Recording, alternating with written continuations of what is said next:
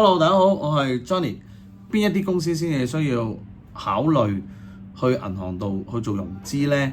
咁有好多人呢就會同我講過，我梗係冇錢嘅時候，生意唔好嘅時候，我先至去借錢㗎啦。我平時好人好姐，做乜鬼嘢要借錢啊？咁樣，我做咩要俾銀行賺利息啊？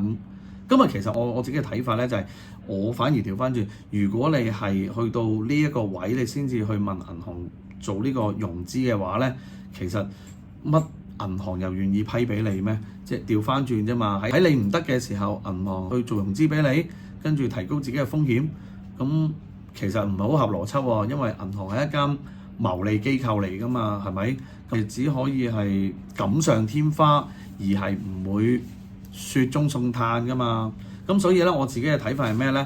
我自己嘅睇法就係，當嗰間公司佢生意係上升週期嘅時候，係需要銀行嘅融資去幫佢借力打力咁樣去做好佢盤生意，加快佢盤生意嘅成長發展，甚至乎係幫佢透過融資呢一個部分去幫佢產生更大嘅利潤，先至係呢間公司要借錢背後嘅一個考量點。